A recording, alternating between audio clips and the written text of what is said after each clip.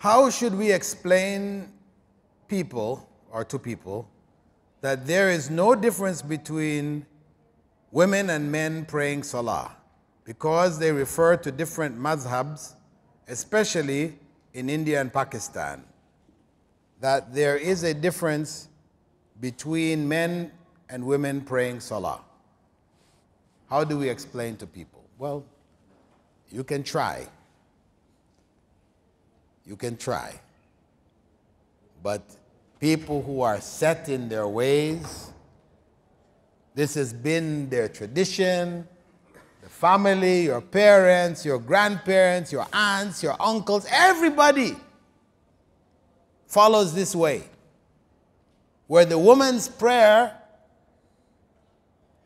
is a special prayer.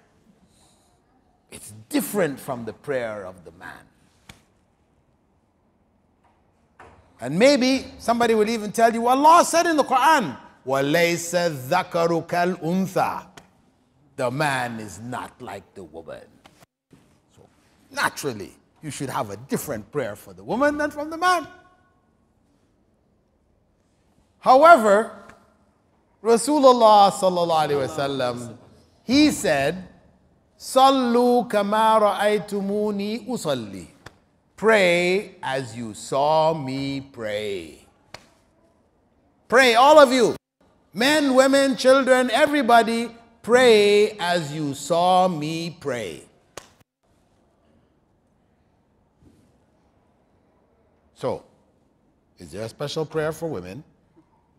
No. That's it. If you can't grasp that, this is the clear statement of Rasulullah sallallahu alaihi wasallam. And even Darda, Abu Darda, famous companion, his wife, there is narration, authentic narration, that she prayed exactly like the men prayed. So you even have a text saying that, describing a Sahabiya praying exactly as the men prayed, no difference. We have nothing, no narration which says that women were to pray differently. But a culture that had a particular attitude towards women, they introduced into the madhab another way. Abu Hanifa never taught this. No, that Abu Hanifa never taught a separate prayer for women. This did not come from Abu Hanifa, nor did it come from Abu Yusuf, his main student, and Muhammad al-Shaybani, secondary student, or Zufar, third major student. None of them taught a separate prayer for women. Later generations that added and padded and patched and changed what we now know as the Hanafi madhab teach it. So, subcontinent, Turkey, they have prayer book for men, prayer book for women. And that prayer which they have prescribed for women, some aspects of it, like the raising of the hands, in that prayer book they say the women should only raise their hands to the level of the shoulders. The men raise their hands to ears.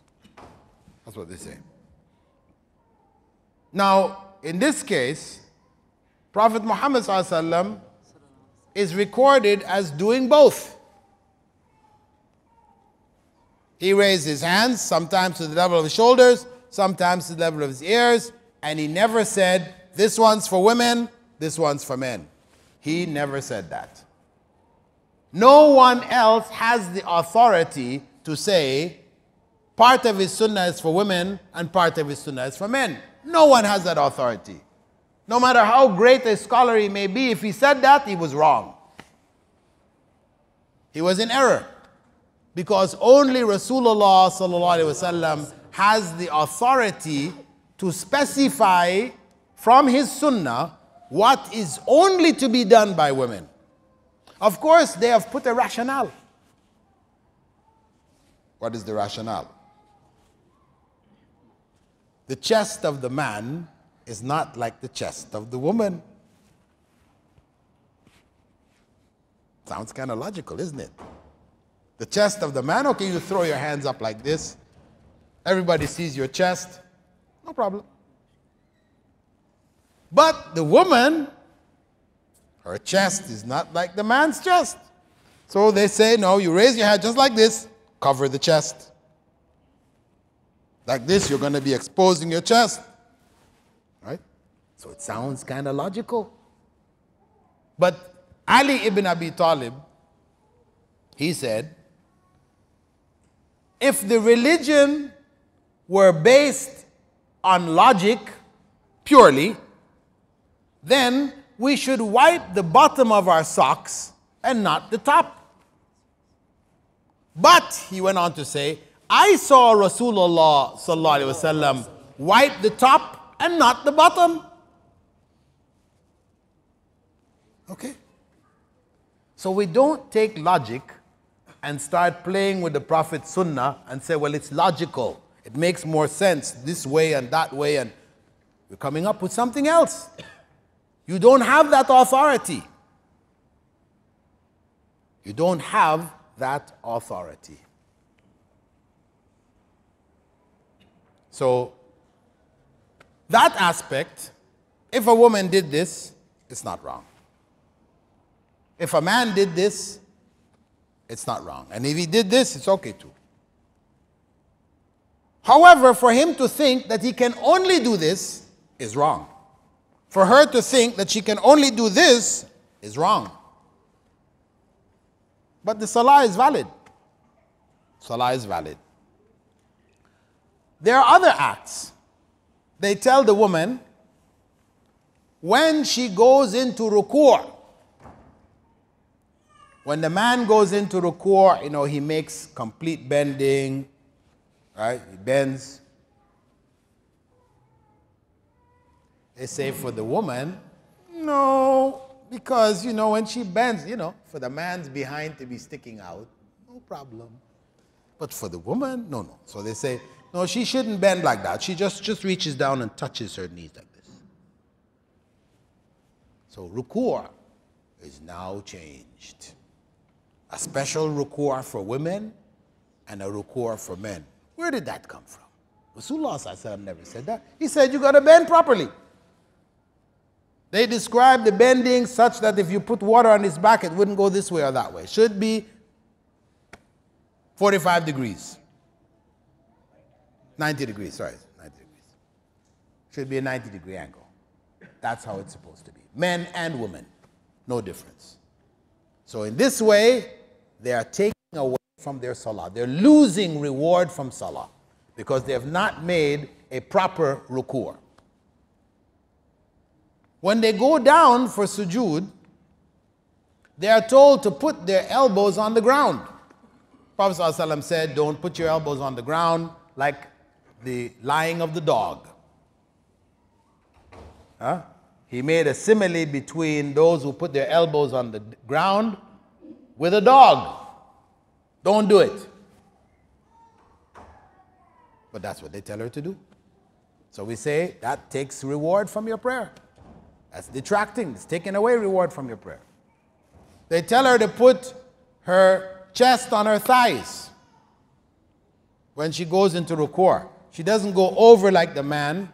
The man when he does sujood, sorry, not ruku', when he does sujood, he goes over and he should leave a gap here. Such, they said that a small sheep could actually pass under if you're big enough, right? Sheep could pass under. For the woman, they say, no, don't leave that space. No, close it up so that your chest goes on your thigh. We say, where did this come from? It didn't come from Rasulullah sallallahu alaihi wasallam. Yeah, there is a narration that the Prophet sallallahu alaihi wasallam passed by and a woman is praying, her elbows are out and so on. So he said, cover up a bit. Cover up a bit. But that don't take that now to mean another salah. Cover up a bit within what was from the sunnah, not breaking the sunnah, contradicting what he has already told. So this is where the problem comes, where those actions that are prescribed for her are in fact in clear violation of prohibitions of the Prophet ﷺ.